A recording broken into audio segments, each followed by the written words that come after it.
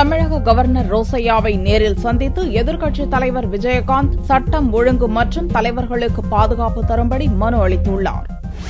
தமிழக எதிர்க்கட்சித் தலைவர் விஜயகாந்த் தனது கட்சி எம்எல்ஏக்கள் மற்றும் நிர்வாகிகளுடன் ஞாயிறன்று காலை கவர்னர் ரோசையாவை சென்னை கிண்டியில் உள்ள ராஜ்பவனில் நேரில் சந்தித்து பேசினார். தமிழக சட்டம் ஒழுங்கு நிலை பிரச்சினை, எதிர்க்கட்சித் தலைவர்களுக்கு பாதுகாப்பு ஆகியன குறித்து விஜயகாந்த் பேசியுள்ளார். பின்னர் செய்தியாளர்களிடம் பேசிய விஜயகாந்த், தருமபுரி பேருந்து எரிப்பு சம்பவம் போல் நடந்துவிடக்கூடாது என்று கவர்னரிடம் தான் கோரிக்கை விடுத்துள்ளதாக கூறினார்.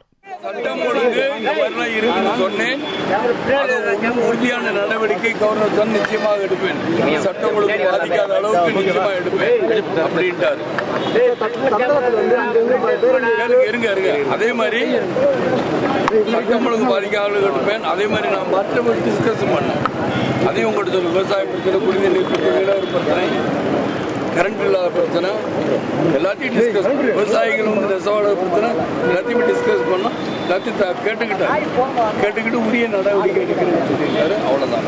ஆளுங்கட்சியோட அராஜகம் தலதைக்கு இருக்கு. யாரு இல்லைன்னா லஞ்சமும் ஊழல் பண்ண எல்லாருக்கும் என்ன தண்டனையோ அதே தான் கிடைக்கும் என்பது தயவு தாழ்வு.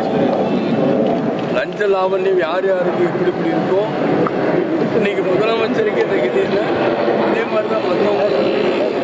தமிழக முதல்வராக இருந்த ஜெயலலிதா சிறை தண்டனை காரணமாக அவரது பதவி தகுதி இழப்புக்கு ஆளாகியுள்ள நிலையில் எதிர்க்கட்சித் தலைவரான விஜயகாந்த் தனது கட்சி எம்எல்ஏக்களுடன் கவர்னர் ரோசையாவை சந்தித்தது பரபரப்பை ஏற்படுத்தியது.